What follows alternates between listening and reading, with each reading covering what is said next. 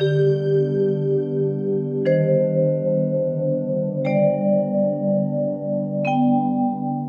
बात है पिताजी, आप परेशान दिखाई दे रहे हैं।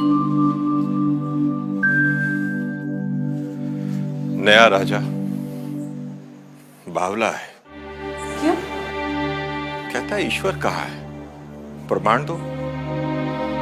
वह किसे देख रहा है, कहां देख रहा है, इस समय क्या कर रहा है। और नास्तिक है बेटा, जो कल तक किसी ने उत्तर नहीं दिया तो वह सारे मंदिरों से मूर्तियां हटवा देगा। बस इतनी सी बात और इतनी चिंता। बेटा बड़े बड़े विद्वान। पिताजी, आप कल मुझे राजा के पास ले चलिए, मैं उनके प्रश्नों का उत्तर दूंगी।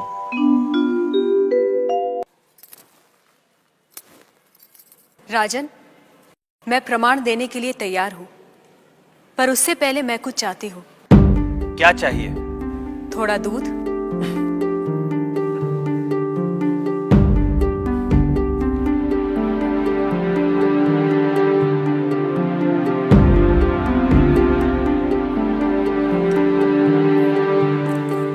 राजन, इस पात्र में आपको क्या दिखाई दे रहा है?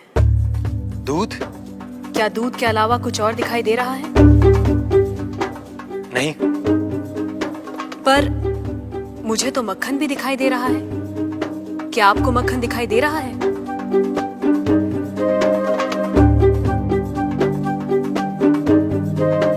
नहीं।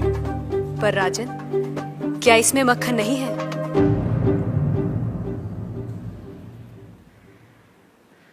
है। जैसे दूध के कण कण में मक्खन है, मक्खन के कण कण में घी है, वैसे ही ईश्वर सृष्टि के कण कण में भिन्न भिन्न रूपों में है, जो है पर दिखाई नहीं देता। जैसे दूध से मक्खन पाने के लिए उसे मथना जरूरी है, उसी तरह वेदांत के श्रवण, वेदांत का मनन और उसके निहितार्थ पर निरंतर ध्यान के द्वारा ही ईश्वर का अनुभव किया जा सकता है। राजन, क्या आपके पहले प्रश्न का उत्तर आपको मिल गया?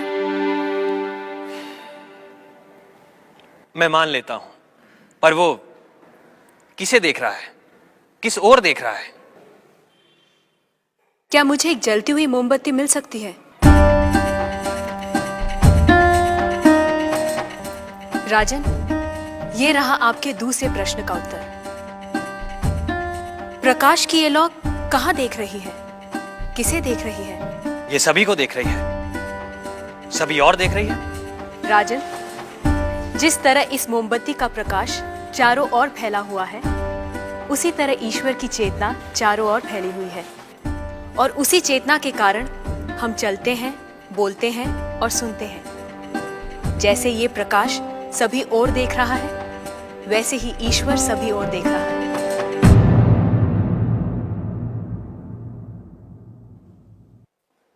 अब आपका तीसरा प्रश्न। वो इस समय क्या कर रहा है?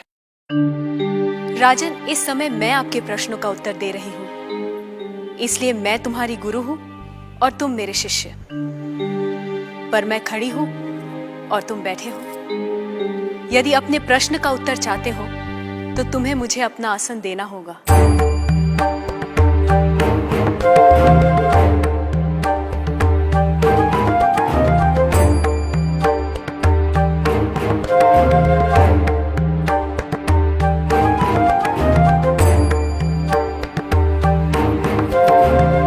राजन, ये रहा तुम्हारे तीसरे प्रश्न का उत्तर। कुछ देर पहले आप सारे मंदिरों से मूर्तियां हटवाने का विचार कर रहे थे। इस समय आप ईश्वर के बारे में फिर से विचार करने लगे हैं। आप मेरे स्थान पर खड़े हैं और मैं आपके सिंहासन पर बैठी हूं। इधर एक राजा को सामान्य नागरिक का स्थान और एक सामान्य नागरिक को राज सिंहासन दे सकता है, ये आप देख रहे हैं। आप मेरे स्थान पर और मैं आपके स्थान पर बैठी हूं। ईश्वर इस समय ये करवा रहा है, उस अनंत और असीमित शक्तियों के स्वामी जिसने ये सुंदर, अद्भुत, विस्मयकारी और महान संसार रचा है, जिसमें सूर्य, चंद्र, तारे, ग्रह, नक्षत्र अपने अपने स्थान पर स्थिर और गतिमान है, जिसके कण कण में एक व्यवस्था है। ऐसे शब्दों और ज्ञान से परे ईश्वर के लिए क्या संभव है? कहिए राजन, क्या मंदिरों से मूर्तियां हटवाई जाएं?